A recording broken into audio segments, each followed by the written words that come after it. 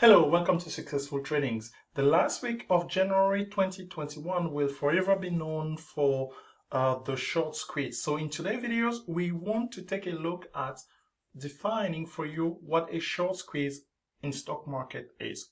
For that, we are going first to define basic notions such as short interest, short ratio, also known as the number of days to cover, and finally, we will scrutinize how a short squeeze can lead to big gains such as we have seen on AMC, GME, and the others. Without any further ado, let us go ahead and dive in.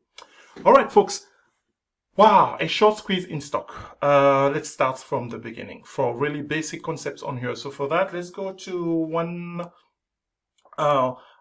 tool that we use here the most. That's going to be the easiest way for me to explain this. So let's keep things as simple as possible. So let's start with the concept of short interest. Yes, what's that? So every stock in the stock market has a number of shares that are in circulation. Yes, so those number of shares, you will call them, let's say, outstanding shares per se, or sometimes based on the ownership between what's the company itself owns and what's in circulation, you will call them share floats if you want. So what happened then, there are two camps in trading, right? The people who are buying the stock for long purposes, meaning those are known as the bulls, they want the stock to go further up.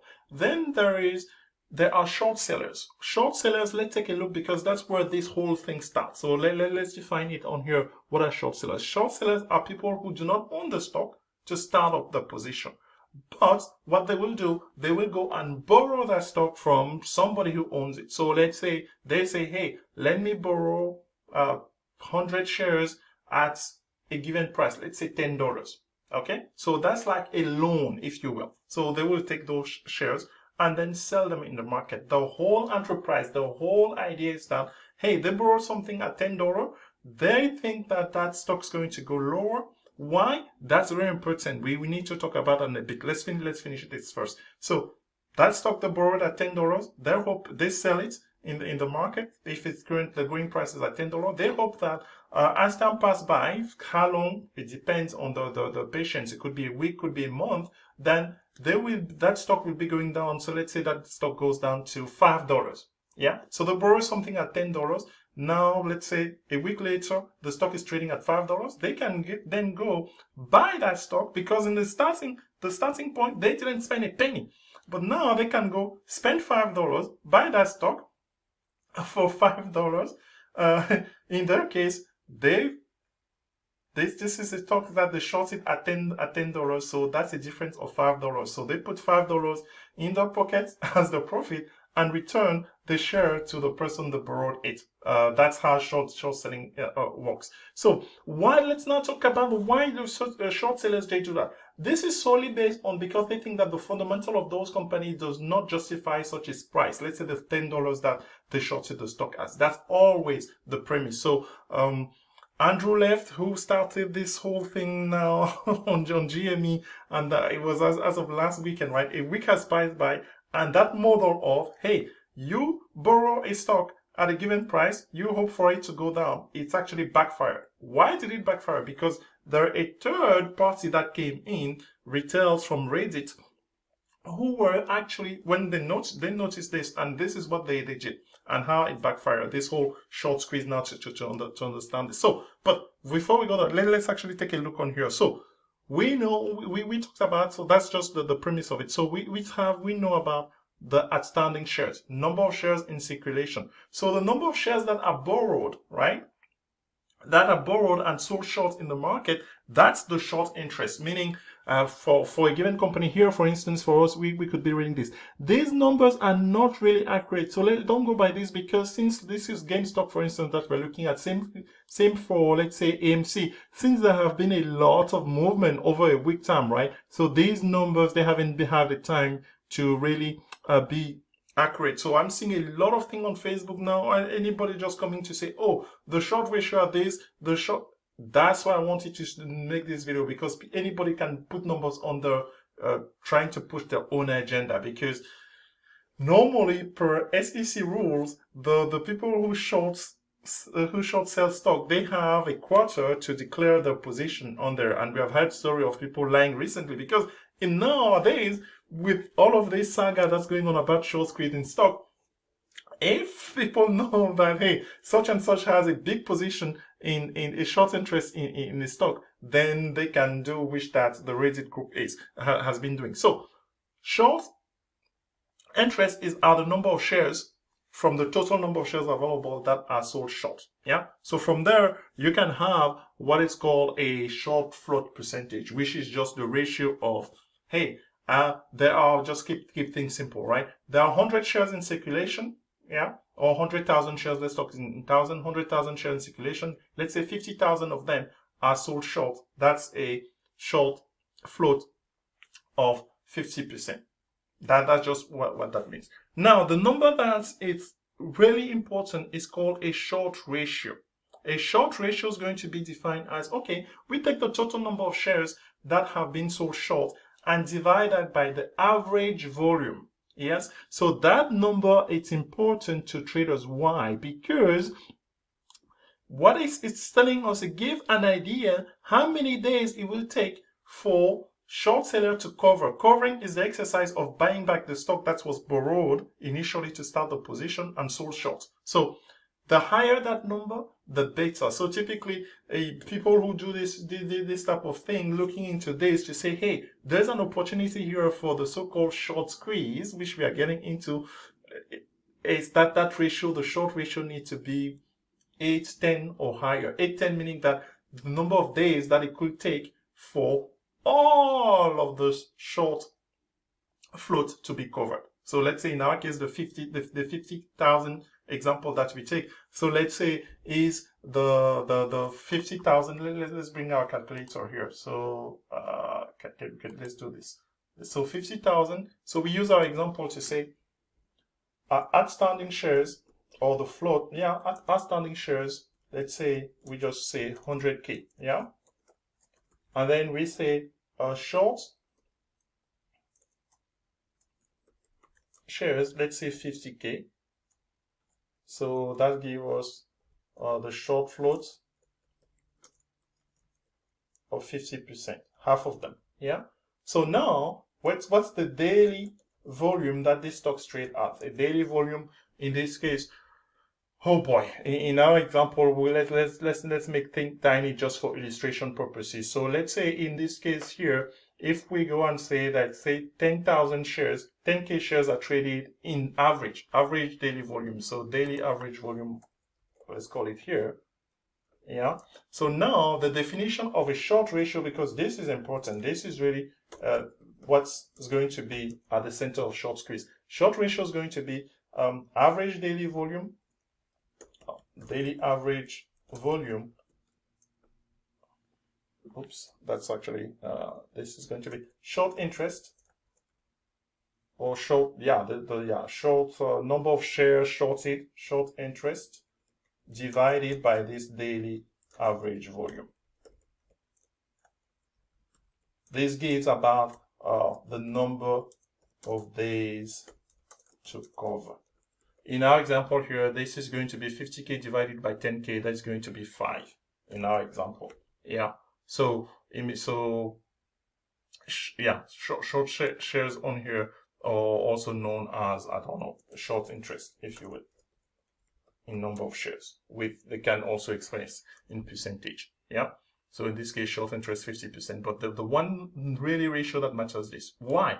Because when the covering starts, meaning that, hey, a normal procedure for the sellers, when things go favorably for them, right? So this number, it's very small, meaning that, hey, they can find shares easily to buy back and then reimburse them from the institution where they take the initial loan from. When things get hairy, in the case of GME, AMC, Best Buy and beyond, BlackBerry, is the fact that, hey, if somebody else decides to sow them selling short, and then they decide to say, okay, they're going to make it difficult for them to cover by aggressively buying shares shows that there are very shares left in circulation for the initial borrower, the short sellers, to buy to cover. That's what takes place. So the higher this number, and the short seller will be forced every single day, based on just this daily volume, now to buy back to cover all of this 50K. So the bigger the number, the higher. So imagine a scenario on here. Let's say for this, let's just use this 1K, then that the ratio will have been 50 days. That is how long, okay, this activity can be going on. So then what will be taking place each and every day, since the short sellers are buying to cover the position, the price going up, because when a stock has more buyers than sellers, guess what? That's what the stock goes up. So that's what took place on here in this week, particularly for GME that we are looking at here. Here, let's start with AMC. So AMC was a stock that was worth what? January 15, $12. Yep, let's maximize the screen. My screen is daily, so you can imagine on here what some. Let's say, let me refresh this screen on here and tap in AMC, because I want to see the price to show up on top. Yes, actually the price is showing here on top. Yeah, open, high, low. So January 15 thereabout, the stock is worth $2.32, $2.13. Yes. Fast forward, let's say January 21st, $3, still manageable. $2.91 on the 25th. 26.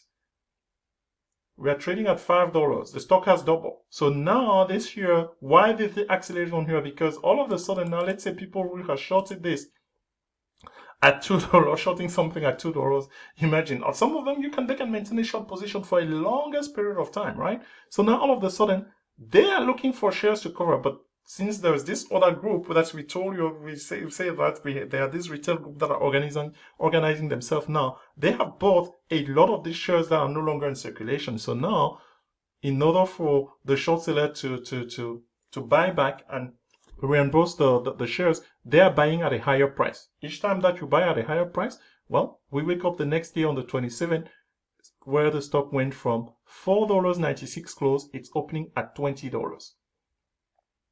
And obviously, folks, the reason why it's so important this is not, the explanation that I gave you is not static, it's dynamic, because guess what? On this day on here, yeah, new short sellers, they will be selling on here, because if they didn't believe that the fundamental of this stock, this company, warranted a price to be $2, they definitely do not believe in $20. So that's why you see this sharp, very, very volatile and violent move in some of these stocks, where here the stock opened at $20 on that day and then find itself to $11. Imagine trading that on that day, my friend. Yeah, in any direction on that. And then the next day, same thing. So it went back to $11 and actually it recovered all the way. So because dynamic people shorting on here, but other people covering at the same time. That's why you see this big red candle, and it has created havoc in stock like AMC and this is GME, for instance. In the case of GME, January 12th, the stock is worth $20.